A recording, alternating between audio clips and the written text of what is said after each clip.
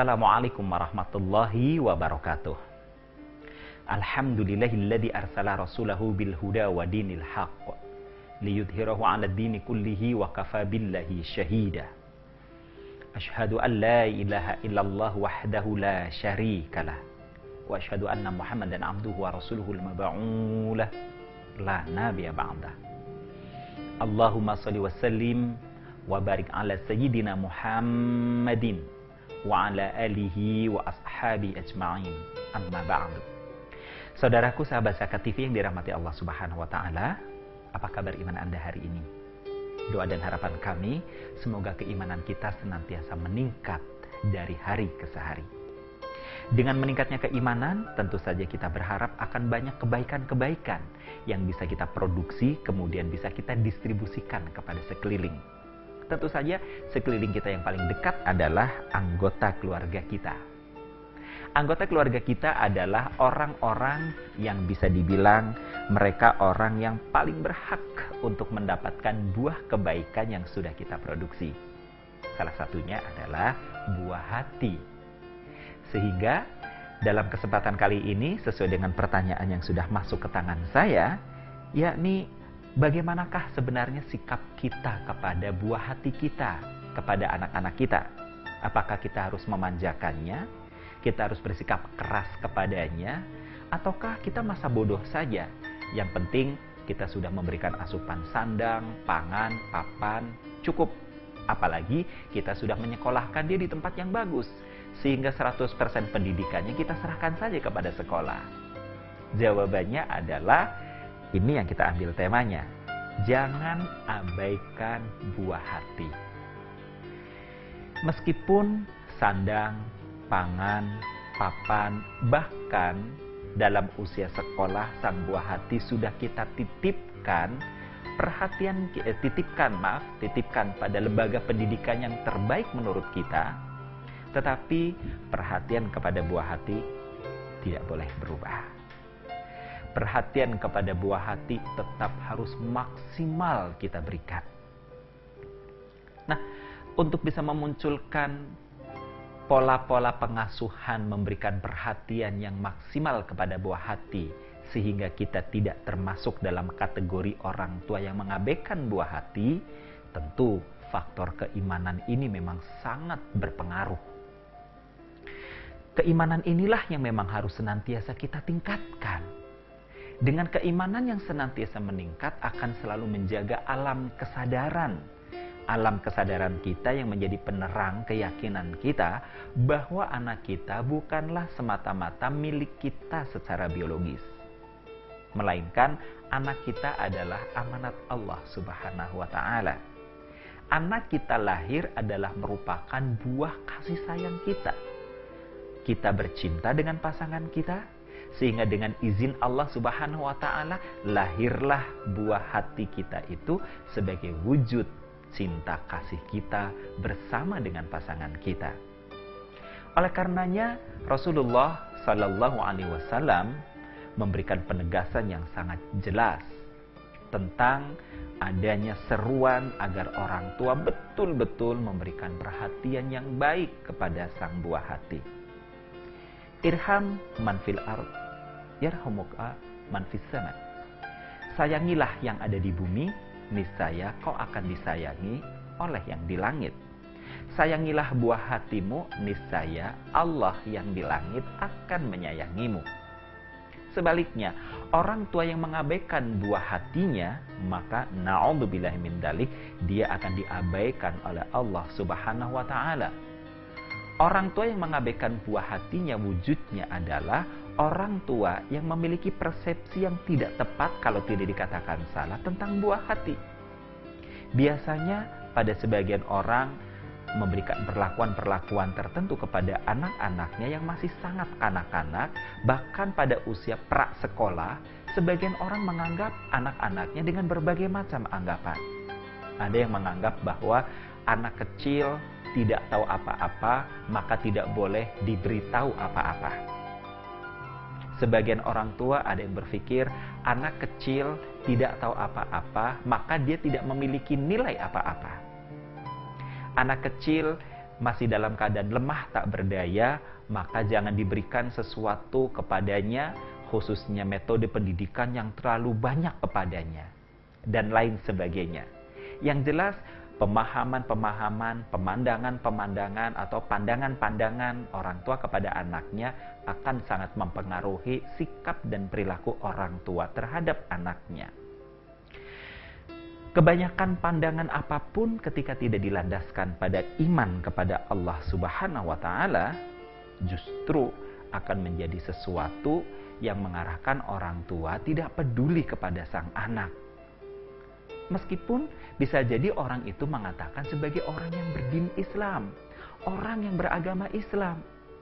Karena memang pola keimanannya tidak menyampaikan atau tidak sampai menghantarkan dirinya pada pemahaman bahwa anak adalah amanat Allah.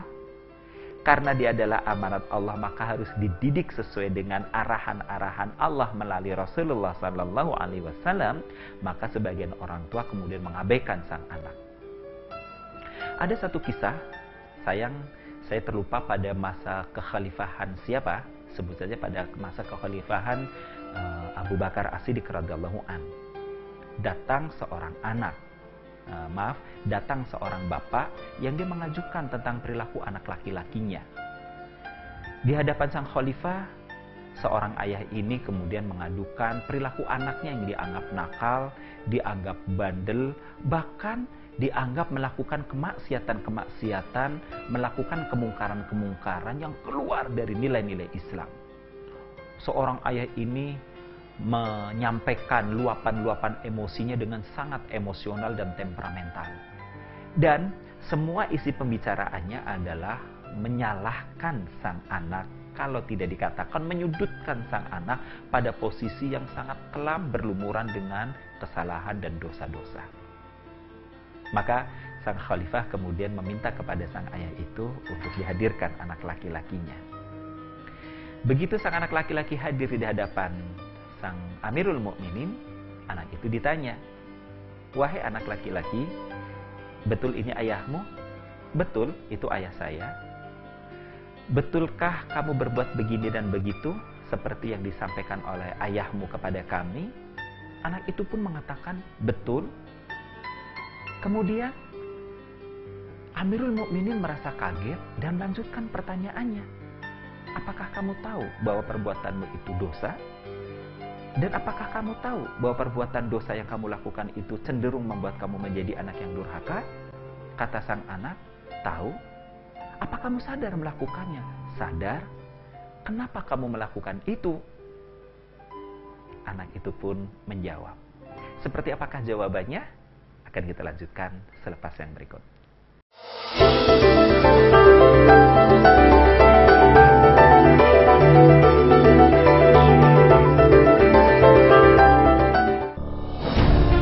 Ketika keindahan dunia merebak keselarasan, berbagi kemesraan. Ketika sejuta tangan merangkai kebahagiaan dalam kehidupan yang harmoni. Ketika zakat Anda wujudkan indahnya dunia.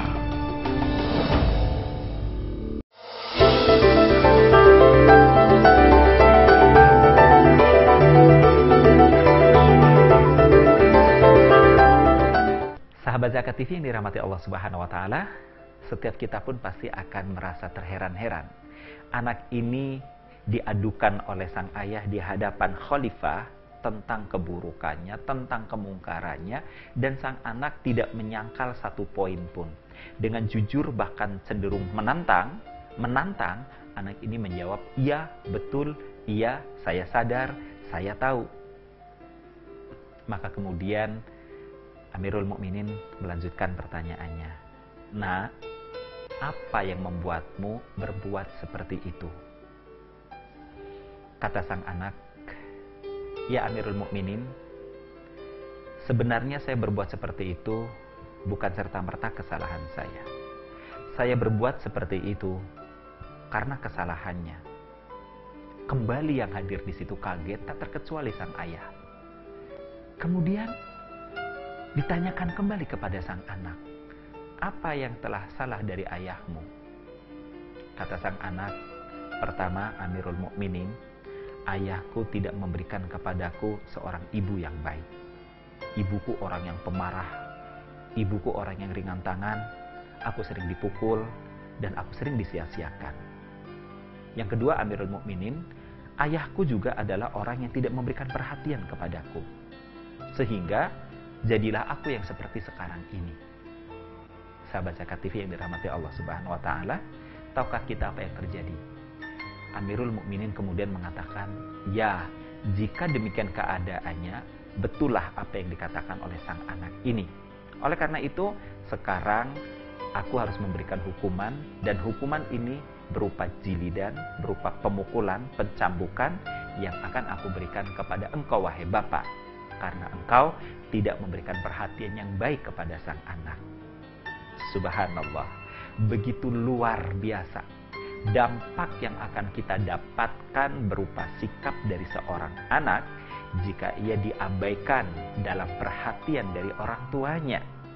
Apalagi maaf, sebagaimana kisah yang saya pernah dengar, ada seorang anak yang ketika bapaknya, maaf, na'udzubillahi min dzalik, sedang sakaratul maut, ternyata anak laki-lakinya yang menemaninya, dia bungkam 1000 bahasa, dia diam mematung, tidak melakukan gerakan apapun di saat sang ayah yang mau masuk detik-detik sakaratul maut itu sudah betul-betul dalam keadaan yang sangat payah.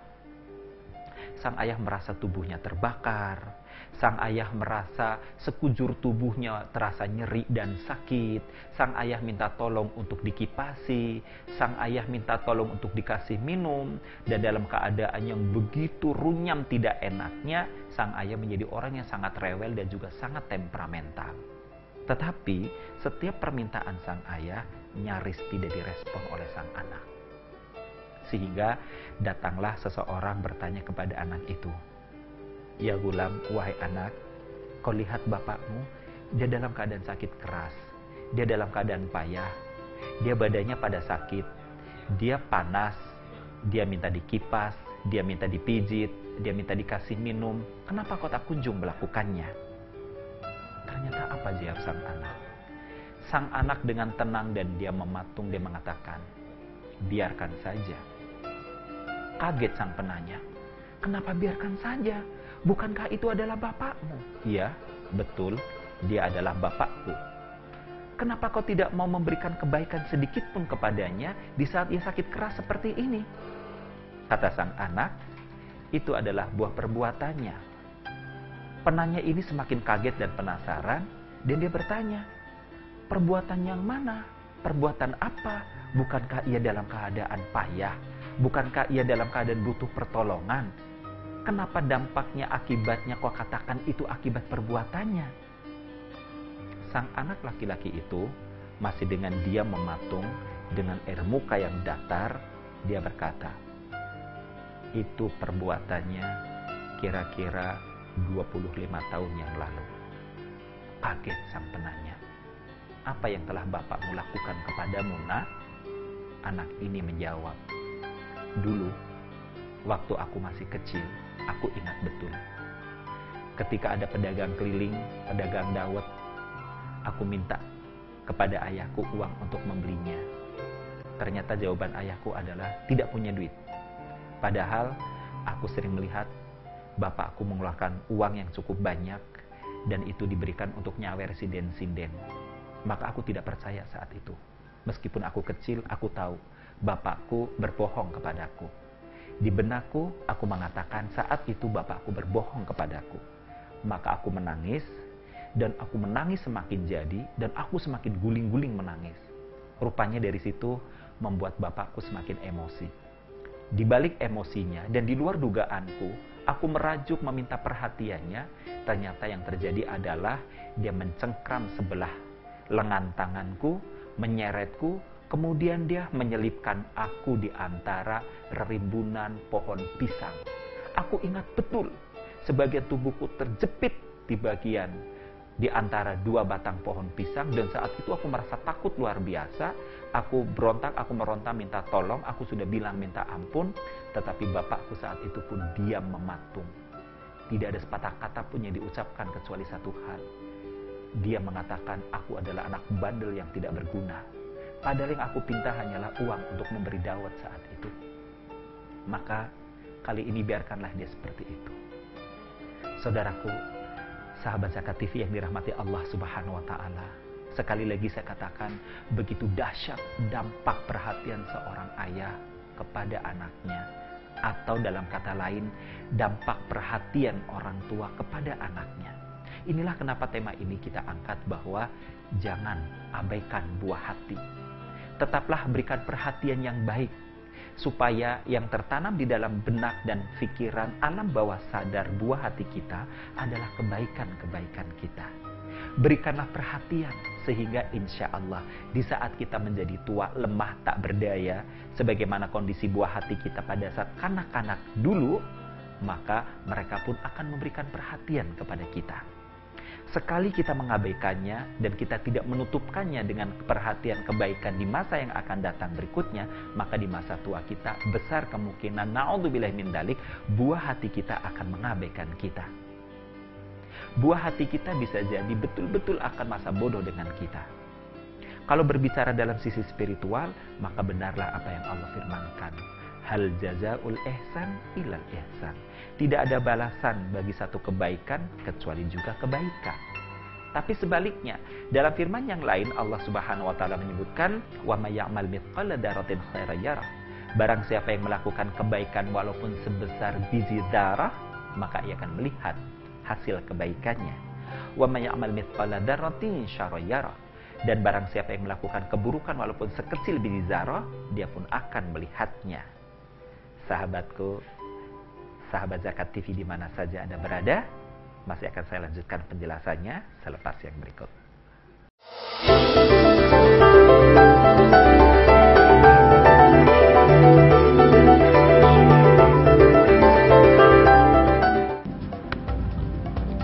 Semangat kemenangan harus berasal dari sportivitas yang datang dari hati.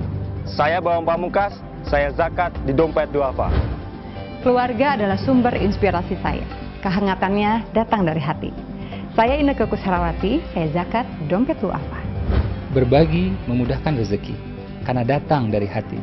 Saya Ipo Santosa, zakat di Dompet Duafa. Dompet Duafa.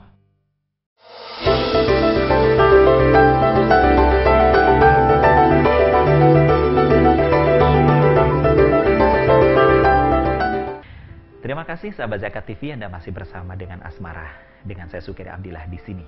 Tadi sudah saya sebutkan bahwa siapapun yang melakukan amal kebaikan, walaupun kecil, ia akan melihat hasilnya.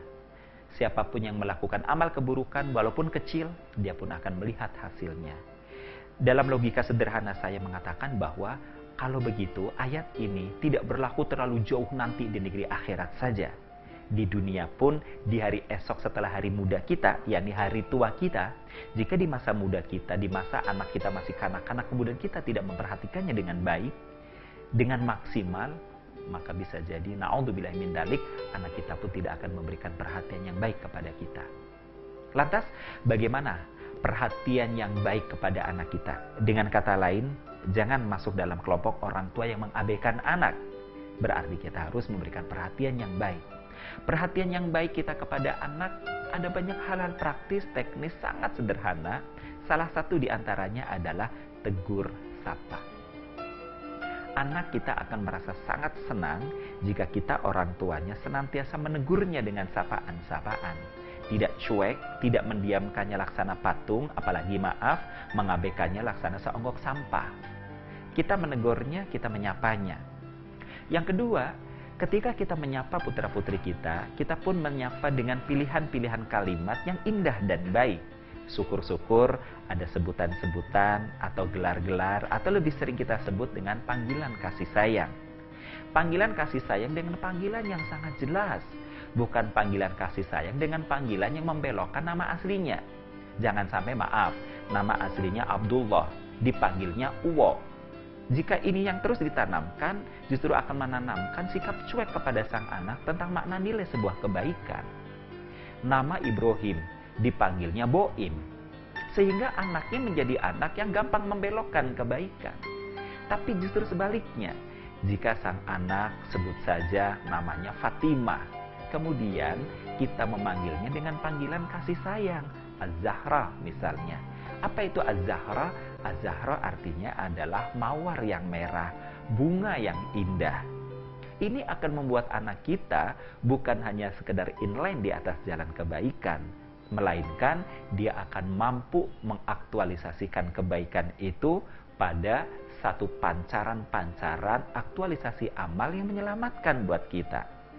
Sebutan ini misalnya Rasulullah SAW berikan kepada putri tercintanya Fatimah alaihissalam. Fatimah mendapat gelar Az-Zahra. Wujudnya adalah Rasulullah selalu menyapanya, memberinya panggilan kesayangan, dan ditambah lagi adalah sikap Rasulullah yang senantiasa hangat penuh kasih sayang. Setiap Rasulullah SAW pulang dari bepergian, tiba di rumah, maka beliau akan menghampiri Fatimah kecil, kemudian mengulurkan tangan untuk salim, kemudian mengecup keningnya. Ternyata hal ini terus dilakukan bahkan sampai Fatimah sudah akil balik. Sehingga suatu masa ketika Rasulullah SAW sudah bi'tsah, diangkat menjadi nabi dan rasul, sudah mulai mendakwahkan ideologi Islam, agama Islam pada masa itu, dan ternyata ditentang oleh orang-orang Quraisy. Bahkan ketika Rasulullah sedang sujud di depan Ka'bah di Masjidil Haram, Rasulullah kepalanya diguyur dengan kotoran sehingga gempar orang-orang berteriak. Beritanya sampai kepada Fatimah. Fatimah datang membawa selendangnya, dia dengan derai air mata, dia usir orang-orang yang menyakiti bapaknya. Kemudian dengan tetes air mata penuh kasih sayang dan keharuan, Fatimah membersihkan rambut Rasulullah SAW dari kotoran yang telah ditumpahkan orang-orang jahat ke atas kepala Rasulullah SAW. Memberikan perhatian kepada anak sampai pada tingkat pemberian aktualisasi kasih sayang telah membuat Rasulullah SAW juga mendapatkan pengembalian perhatian yang sangat luar biasa dari putrinya Fatimah alaihissalam. Berikutnya adalah perhatian yang bisa kita berikan kepada anak-anak kita, tentu saja dengan pertemuan-pertemuan rileks, pertemuan-pertemuan ringan yang di dalamnya mungkin bisa kita ajak putra-putri kita untuk bertadarus Al-Quran. Yang di dalamnya bisa kita ajak putra-putri kita untuk berdiskusi ringan, bahkan bisa terkait juga dengan mengambil ibrah dari setiap peristiwa keseharian yang mereka dapatkan. Misalnya saja ketika anak kita siang tadi melakukan ujian di sekolah. Malam hari sebelum pagi harinya sang anak ujian, kita bisa menanyakan kepadanya, "Nah, besok ujiannya apa? Sudah belajar apa belum? Perlu ayah temani atau perlu ibu temani?" Kalimat seperti ini akan membuat sang anak terus bersemangat untuk fokus menghadapi ujiannya esok hari.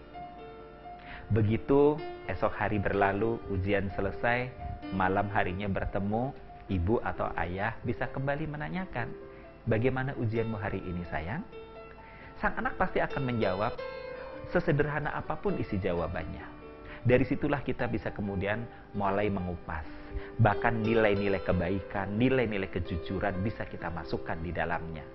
Di antaranya misalnya kita bisa dengan bercanda bertanya, "Apakah kamu tadi nyontek? Apakah kamu tadi memberikan contekan kepada teman? Apakah kamu tadi meminta atau menerima contekan dari teman? Adakah pertanyaan yang kamu tidak paham untuk menjawabnya?" Dan seterusnya, sehingga dialog begitu mengalir, menghantarkan seakan-akan pada skenario-skenario baru berupa sikap apa yang harus diambil sang anak untuk menghadapi dunia luar di luar lingkungannya. Dengan metode yang seperti ini, maka kelak di kemudian hari anak tetap akan dekat kepada kita.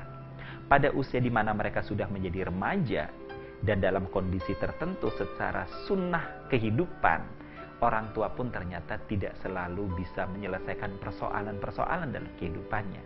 Ada masa di mana seorang tua merasa buntu berpikir, merasa buntu dalam mencari jalan keluar dalam kehidupannya. Pada masa itu bisa jadi anaklah yang justru akan menjadi pemandu kita. Anaklah yang justru akan bisa memberikan solusi-solusi kepada kita. Anaklah justru yang akan menjadi pencerah kepada kita. Misalnya saja ketika ayah dan ibunya karena kondisi tertentu mulai bertengkar.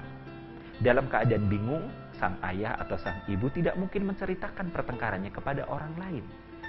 Tapi karena anak-anaknya sudah menjadi dewasa, ayah atau ibunya bisa curhat justru kepada anaknya. Dan sahabat Zakat TV, terkadang masukan-masukan anak jauh lebih dewasa, di luar jangkauan pikiran kita, di luar dugaan kita. Misalnya saja, sang anak kemudian akan mengatakan, ya sudah, ayah sama ibu sabar saja ya, saling memaafkan, jangan berantem kayak anak kecil. Dulu waktu kita berantem, ayah ibu marah, nyuruh kita baikan, nyuruh kita bersalaman. Sekarang ayah sama ibu, ayo salaman lagi. Sungguh sangat luar biasa. Jangan abaikan anak. Karena apapun yang dilakukan anak esok hari adalah merupakan buah perlakuan kita hari ini kepadanya. Semoga bermanfaat untuk kita semua. Billahi taufiq wal hidayah. Wassalamualaikum warahmatullahi wabarakatuh.